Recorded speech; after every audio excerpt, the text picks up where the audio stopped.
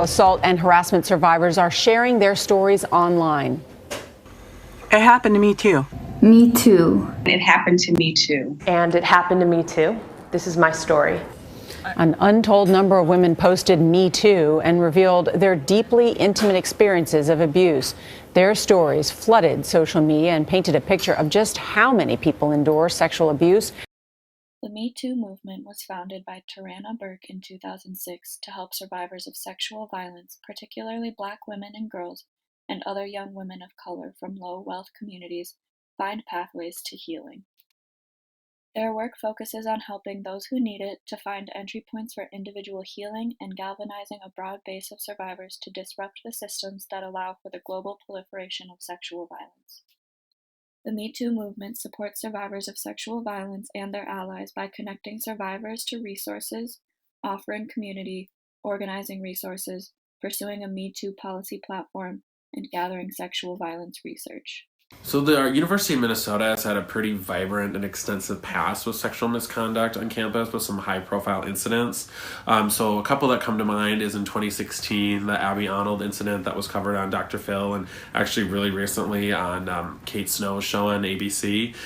So Abby became a really amazing victim survivor that was willing to speak about her story publicly. You know, I just want to tell you, Dan is a great kid. You know, he's a very smart kid, has a lot going for him. Was this person charged with obstruction of justice? No. Was he charged with witness tampering? No. Were there any consequences? I did report them to the school, and they ended up putting some sort of disciplinary warning on their official record. Were they fraternity brothers? They were for Sigma Phi Epsilon. Did the fraternity have any reaction to this behavior? No. Since the Me Too movement began in 2006 and even before, Greek life has developed an unhealthy relationship with sexual assault and rape. Throughout the country, including the University of Minnesota, large amounts of sexual assault allegations were beginning to surface following the Me Too movement. We were curious if these stereotypes were earned and deserved, and if so, what role did the Me Too movement play in this scenario? Found some very interesting results. For example, approximately 1 in 5 women experience sexual assault while in college. This is regardless of Greek life involvement or not. However, research also indicates that sexual victimization occurs at increased rates during fraternity parties and after fraternity-sponsored functions. These findings suggest that fraternity subculture may be conducive to sexual violence against women, and that specific venues such as parties and events hosted by fraternities represent spaces of high risk for the perpetration of sexual assault. So I am the current president of Alpha Phi here. I joined as a freshman, rushed as a freshman right when I came to school, and got elected president a year later as a sophomore, and then was president now for all of 2019. Definitely sexual assault has become a very prominent topic within Greek life, especially, everywhere, but Greek life kind of has an extra scope on them, I think, because there are oftentimes things that will happen like from fraternity members or at a fraternity on fraternity property. So my name is Jerry Weber. I'm a senior this year, starting mechanical engineering with a minor in leadership. And since I was initiated, I was the philanthropy chairman for my chapter. Right away after that, I went to being president of my chapter the following year, and then this current year, ending in about 3 weeks, I was the Interfraternal Council president, which means I was kind of the president for all of the chapters on campus as like the main representative to the University of Minnesota, as well as a couple other stakeholders in the community. So when you look at Greek life, the state of Greek life now is 100% different than it was 20 years ago, and even more so different than it was 40 years ago. Those are like the easiest points to point out when you're trying to tell somebody about where Greek life was to where it is now. In the 80s, it is exactly how you would think Greek life was. There were not a lot of rules. Numbers were extremely high because it seemed to be a 4-year party for a lot of people. Without a lot of rules means that there was a lot of things people could get away with, and that's where a lot of the stories of hardcore hazing came from. That's where the stories of sexual assault, binge drinking, a lot of that came from the 80s. I've been to Tulane, I've been to LSU, I've been out west, and I've been out east, and it's odd. When you look at like fraternities and interfraternal councils out there, it's still representative of early 2000s, even 1980s fraternities, where it still is the party. There still is a very heavy haze culture. I've been to Boulder once, and it is extremely, like, it looks like you pulled it out of 1980. I feel that a lot of fraternities are not on the correct path to looking at how do you maintain a sustainable culture. And the U has shown that they're able to at least somewhat do that. Yeah.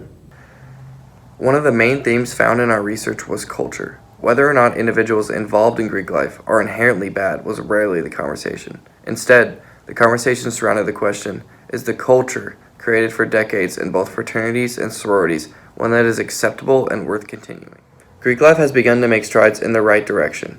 Nationally, they banned hard alcohol on all Greek life property, as well as began requiring semesterly programming events for all members of Greek life, dealing with sexual assault awareness.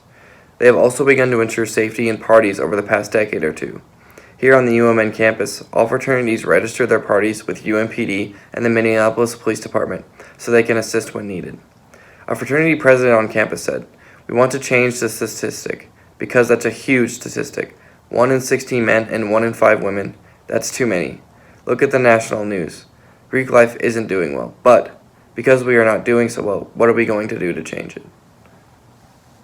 My name is James Farnsworth. I'm a senior here at the University of Minnesota and CEHD studying human resource development, and I am part of the Minnesota Student Association, which is the undergraduate student government here on campus. And we developed the It Ends Here campaign a couple years ago as part of our sexual misconduct prevention efforts. So working with stakeholders like Greek life and athletics and student organizations and kind of every university constituency you can think of. Greek life was a big stakeholder that we worked with. So obviously sexual misconduct, the relationship between sexual misconduct and the Greek community, there's been kind of a colorful past with that, at least on our campus. And our partners that were in student government from the Greek community wanted to be able to do more. So we worked with IFC and PHC in doing programming around the It Ends Here campaign. So it ended up being a really positive partnership, not only specifically with Greek life, but a lot of other constituencies on campus. And today it's a campaign that the university actually does. The university adopted the It Ends Here campaign. So you may have seen the branding or other things on campus. And we're really proud of the legacy of the campaign and how it's really reshaped the conversation about sexual misconduct on campus. The initiatives they've taken within the last the few years that I've been here and been on campus, there's been something every single either semester or year that occurs Greek-wide that every chapter has to participate in. This year, actually, there was a program implemented called like bystander training and like sexual assault intervention training that 10% of each chapter on campus here, so there's a lot of different chapters. There's a lot of fraternities and there's a lot of sororities, but each chapter in at least IFC and PHC had to have 10% of their members complete the training to be bystander, bystander intervention people. And then once they completed that training, they then shared basically what they learned with the whole chapter. They shared things like statistics of sexual assault. And then we actually went through certain scenarios with the entire chapter. And the programs that have already been implemented, I think, are helpful, but there definitely can be further steps taken just in giving victims a voice and survivors feeling like they can, talk about it and go to someone about it. Having a culture of it's not the victim's fault and not blaming anyone but the perpetrator and that all comes back to education and people's point of view, which, it's really hard to change people's point of view if they see things one way or the other. But the biggest thing is to just talk about it and not be silent. And there may be a certain culture that is associated, and that there has been, and I'd be naive in saying that Greek life does not have that culture. That stigma around Greek life stems from past generations who were not holding the values of their fraternity and their organizations to their heart. I feel that much more now, Greek members in our communities, we know that we're under microscopes. We know that past generations of Greeks have literally dug us a hole, and it's very hard to get out of this. What we do now is everything. We don't try to be reactive in our approaches to things now. We try to be proactive in making sure that these are never going to happen, and how do we best handle situations where this could happen.